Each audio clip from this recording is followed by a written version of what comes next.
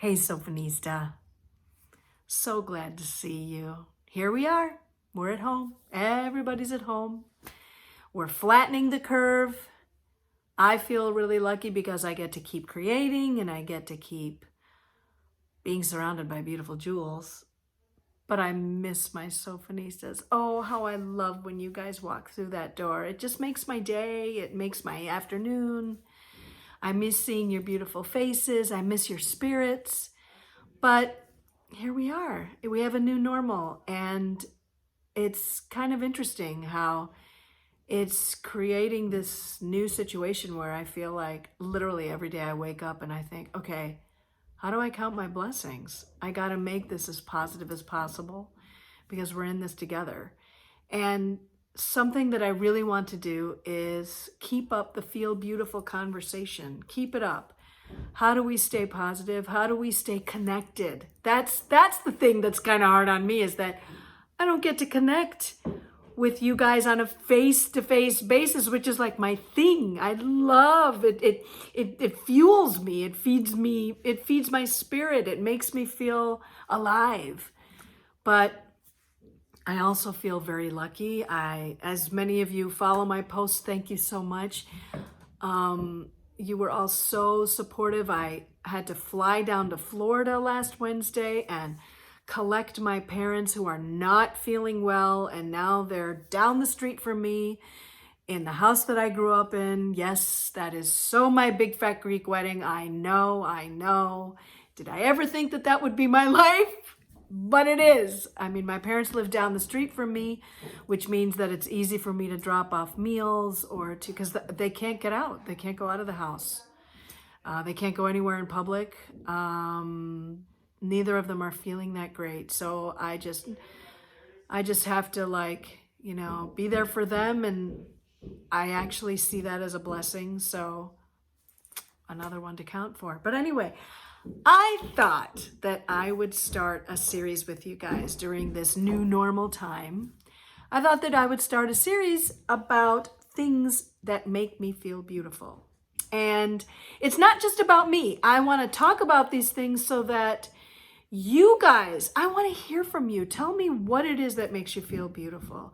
I know that probably many of you, your hearts are racing, your minds are racing. My children are obviously racing because you could hear them upstairs. They are racing from one end of the house to the other. That's another blessing that I count. I don't know about you guys, but something has happened with my kids. They have become far more helpful. They have become far more kind. They're not like resisting me. They're not the happiest that they can't have a friend over and that they can't go out, but it's created a closeness that we really didn't have before. So, I mean, it was there, but it's kind of become much more to the surface. So I don't know how it is for you guys. Tell me about those stories. Tell me, how's it been for you and your family? How has it been different with you and your children, or you and your spouse, or you and your parents? But something I wanted to talk about was things that make me feel beautiful. And one of them is I've been looking through my old books. I mean, I don't know. I mean, I have this whole shelf of books that I've been collecting over the years, basically since I was like 7. And I have some of my books from when I was 7. Maybe I should get rid of those. But I have books that are markers in my life that mean so much to me. They meant so much to me at that point in my life. And every time that I go back to them, they remind me of that beautiful point in my life. So I wanted to share with you one of my favorite books in the whole wide world. And that is this book, The Family of Man. I don't know if you can see it because it looks backwards in my video. But this book was given to me actually by my brother when I graduated from high school. Not this particular book, because this particular book I gave to my son when he graduated from high school. But this book, actually, It was my college graduation. I'm so sorry, Sophanista. I was 22, he was 18. And it's such a beautiful book, and I want to show you some things about it, okay? Come on a journey with me. I want to show you. But something that always fascinated me, because my undergrad was in international relations, specifically on the cultural boycott on South Africa. I studied modernity and sub-Saharan Africa. That was how I started making jewelry, was because I started looking at books about jewelry in Africa, and I was like, what? This stuff is awesome, because it was like a socio-anthropological language, right? Because different tribes would wear different jewelry to mean different things, like if they were married, or what their religion was, or if they had gone through some sort of ceremony that had them move on as far as manhood or womanhood. But my brother knew how much I loved anything international. And I don't know how he found this book, but seriously, this book changed my life. So inside this book, Family of Man, is actually pictures from all over the world. And it was done the year after World War II. It was done, actually, no, 1955 at the Museum of Modern Art. And in this exhibit were pictures from all over the world that had to do with why we humans are the same. So look how it starts. I mean, look at this, James Joyce. And then I asked him with my eyes to ask again, yes. And then he asked me, would I? Yes. And first I put my arms around him, yes. And drew him down to me so he could feel my breasts all perfume, yes. And his heart was going like mad. And yes, I said, yes, I will, yes. James Joyce, can you even? So this is about, look, this is love. And this is it's from England. So there's different photographs dealing with themes that we all over the world do. Like here, this one is from Italy. Look at that, isn't that beautiful? And here, this is Papua New Guinea. And the USA, and again, the USA. Look at that, beautiful man and woman coming together. And here, oh, that is France. And here, again, USA. I love this one. Oh my God, this is one of my favorites. Look at how she's looking at him.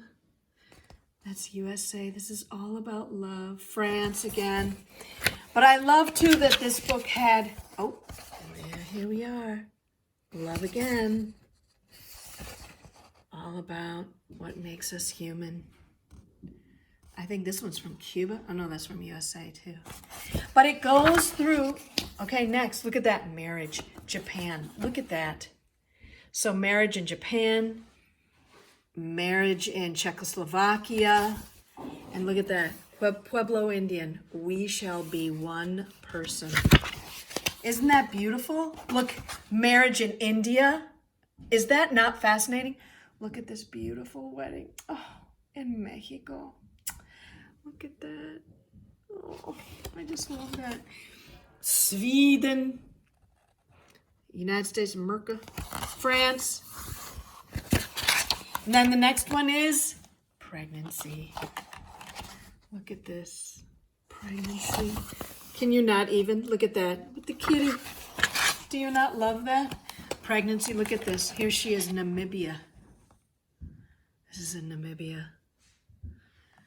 Japan again. Look at that. Look at this. The Arctic Circle giving birth.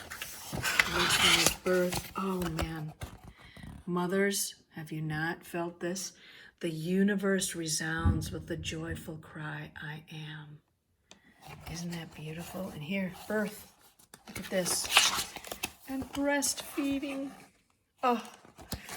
And then babies. Oh, babies. Look at these babies. This is USA. Look at these babies. Oh, look at these babies. Australia. Look at that baby. That mom-in-law is kind of like, look at that in Japan. Look at that baby. And India. Look at that baby. And you know this picture, right? I think I've seen this picture 1,000 times. Look at that mama looking at her baby. Isn't that gorgeous? I mean, can you even? So the whole book goes through, there's childhood from all over the world.